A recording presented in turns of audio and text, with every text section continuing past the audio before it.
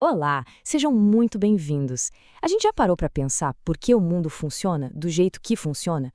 Por que a gente acaba trabalhando em coisas que, no fundo, a gente nem acredita? E por que existe tanta miséria, tanta destruição, se a gente sabe que tem recurso para todo mundo? Bom, hoje a gente vai fundo para explorar justamente essas forças invisíveis, esse programa que roda por baixo de tudo e que dita as nossas vidas, a nossa sociedade e, claro, o nosso futuro. Vamos juntos desvendar esse programa? E para começar, essa citação do Ladislau Dalbor vai direto ao ponto. Entender a realidade onde a gente vive não é só um exercício de curiosidade, não. É o primeiro passo, o passo fundamental para a gente poder resgatar nossa autonomia e a capacidade de mudar o nosso próprio destino. E essa aqui vai ser a nossa jornada de hoje, tá? A gente vai começar desvendando essa narrativa que rege tudo. Depois, vamos entender o poder real do dinheiro, ver como o sistema atual falha por pura escolha e, no final, a parte mais legal, descobrir que um novo mundo não só é possível, como ele já está sendo construído. Vamos começar com uma sensação que, olha, eu acho que muita gente compartilha. Aquele mal-estar, sabe? A impressão de que tem alguma coisa fundamentalmente errada com o mundo. Por que as coisas são assim? Tanta desigualdade, tanto sofrimento? A resposta para isso está numa força muito poderosa, mas que quase sempre é invisível: a narrativa que nos rege. A resposta, então, é a narrativa.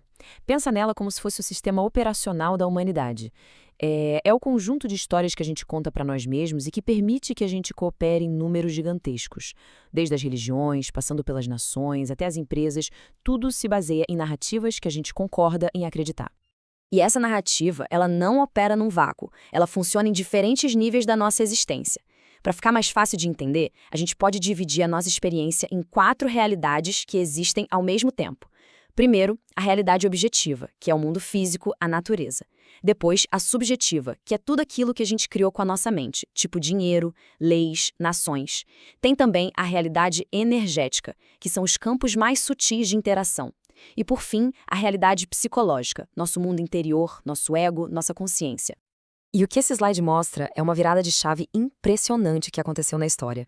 Por milhares de anos, era a realidade objetiva, a natureza, que mandava no jogo. O clima, a fome, os recursos. Hoje não. Hoje, a realidade subjetiva, as coisas que a gente inventou, como leis e mercados financeiros, domina completamente a realidade física. A gente deixa de comer porque tem um e-mail urgente para responder. A gente permite que pessoas passem fome por causa de uma regra fiscal. É uma inversão total. Certo? E qual é a narrativa dominante hoje em dia? É a da separação. É a ideia de que nós somos seres isolados, separados da natureza e separados uns dos outros. É dessa crença que nasce o medo, a necessidade de ter controle sobre tudo e o conceito do outro, aquele que eu posso explorar, dominar ou simplesmente ignorar. E claro, essa narrativa de separação criou uma sede de poder.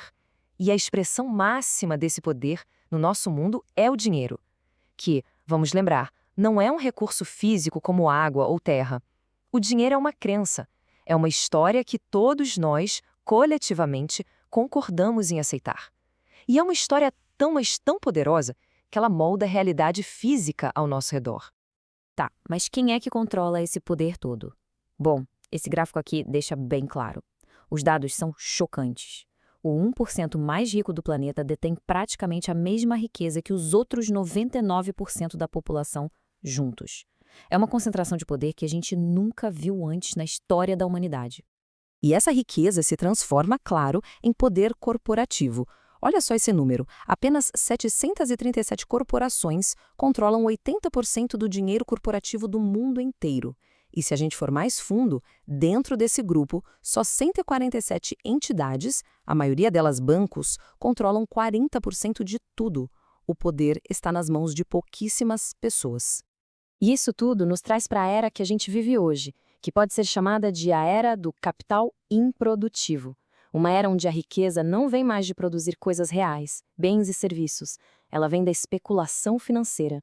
É o dinheiro fazendo mais dinheiro, num ciclo que fica fechado em si mesmo, totalmente desconectado da vida real das pessoas. E para a gente ter uma ideia do tamanho disso, olha só esse gráfico. O volume de dinheiro que gira todo o ano no mercado financeiro global é de 8 a 10 vezes maior do que a soma do PIB, ou seja, de toda a economia produtiva de todos os países do mundo juntos. É um sistema financeiro gigante que opera globalmente, enquanto as decisões políticas continuam sendo locais. Isso basicamente tirou o poder do cidadão e entregou para os grandes bancos. Então, o ponto central é esse. A gente chegou num sistema onde dá mais lucro aplicar dinheiro na especulação do que, por exemplo, abrir uma empresa, criar um produto, gerar empregos. Isso, claro, desestimula qualquer um que queira empreender e vai esvaziando a economia que gera valor de verdade para a sociedade. Pensa bem, uma economia que funciona, uma economia saudável, ela se apoia em 4 pilares básicos: as exportações, que trazem riqueza, a demanda das famílias, o consumo, que movimenta o mercado aqui dentro, a atividade empresarial, que cria empregos e inovação, e o investimento do Estado em infraestrutura, em serviços. O sistema do capital improdutivo, por sua vez, vai enfraquecendo todos eles.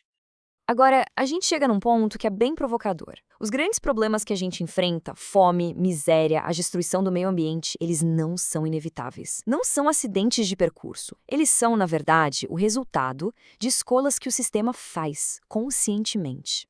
Olha esse exemplo que é chocante. A gente já produz comida suficiente para alimentar todo mundo no planeta. A fome não existe por falta de alimento. Ela existe porque, dentro da lógica do sistema atual, é mais lucrativo deixar o alimento estragar do que pagar os custos de distribuição para quem precisa. A gente fracassa por escolha.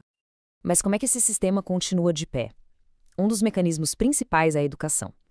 No geral, o nosso sistema educacional ele não foi pensado para criar cidadãos críticos, com autoconhecimento, capazes de questionar a realidade. Ele foi projetado para formar mão de obra, para treinar pessoas para operar a máquina que já existe e não para mudá-la. Então, se o problema está na narrativa, nas nossas crenças, nas nossas escolhas, a solução não pode vir de fora. A mudança de verdade, a mudança sistêmica, precisa começar num nível muito mais profundo, no nível individual, no nível psicológico. A transformação do mundo começa com a transformação da nossa própria percepção. O trabalho, então, é curar a nossa realidade psicológica. É superar o que o autor chama de ego distorcido, aquele ego que se alimenta da separação, do medo, da necessidade de controlar o outro. Quando a gente faz esse trabalho interno de autoconhecimento, a gente começa a quebrar as correntes dessa velha narrativa. E quando a gente muda a nossa percepção, a gente começa a enxergar que sim, um novo mundo é totalmente possível. E não é uma utopia, uma fantasia distante. Já existem alternativas brotando, crescendo, no mundo todo, inspiradas numa sabedoria que é muito, muito mais antiga que o nosso sistema atual. E o princípio central dessa nova visão é a biomimética. A ideia é simples e genial. Em vez da gente tentar dominar a natureza, a gente aprende com ela. A gente observa seus padrões, seus ciclos, suas estratégias que funcionam há bilhões de anos e aplica isso para resolver os nossos próprios desafios de uma forma sustentável. E isso aqui não é só teoria, viu? Esse novo ecossistema de soluções já está acontecendo. Na área social, a gente tem iniciativas como a justiça restaurativa e a comunicação não violenta. Na economia, já se discute renda básica e economias circulares. E no campo ecológico, a permacultura e a agricultura regenerativa já estão mostrando um caminho de muita abundância. Então, o que está no coração dessa nova narrativa?